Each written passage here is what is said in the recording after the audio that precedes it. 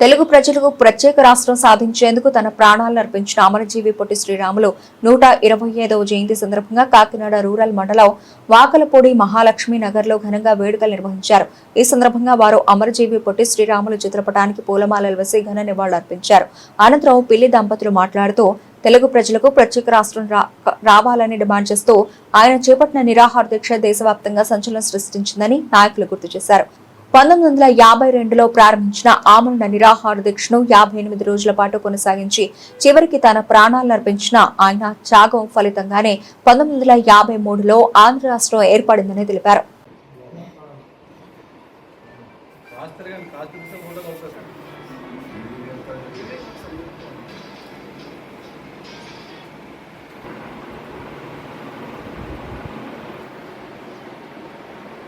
దండేశం sir.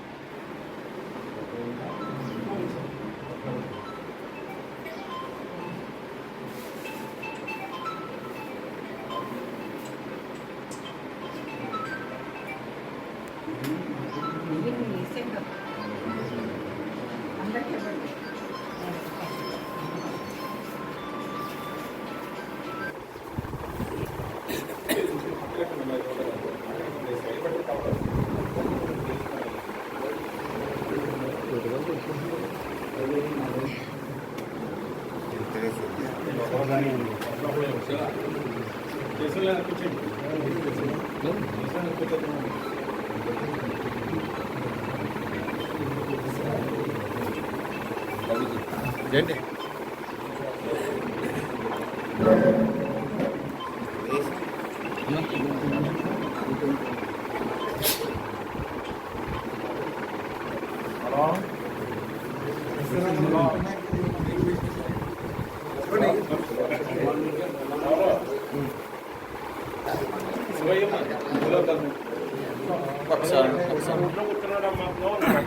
కొంచెం అనుకున్నా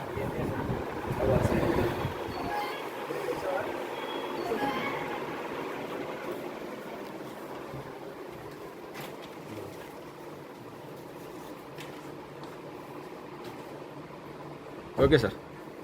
నమస్కారం. ఇవాళ రాష్ట్ర వ్యాప్తంగా పొట్టి శ్రీరాములు గారి యొక్క 125వ జయంతి కార్యక్రమం జరుపుకుంటూ ఉన్నాం. ఇది ఆంధ్రప్రదేశ్ ప్రభుత్వం అధికారికంగా ప్రకటించడం మనందరికీ కూడా తెలుసు.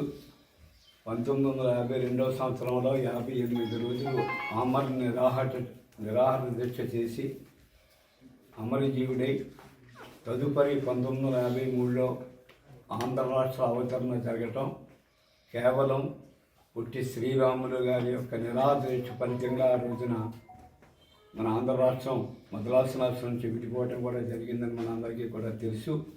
ప్రభుత్వం దాన్ని గుర్తించి ఇవాళ అధికారికంగా ఈ కార్యక్రమం మరి చేపడుతూ ఉన్నారు. వారి స్మృతి చిహ్నంగా ఆంధ్రప్రదేశ్ ప్రభుత్వం అమరావతిలో 58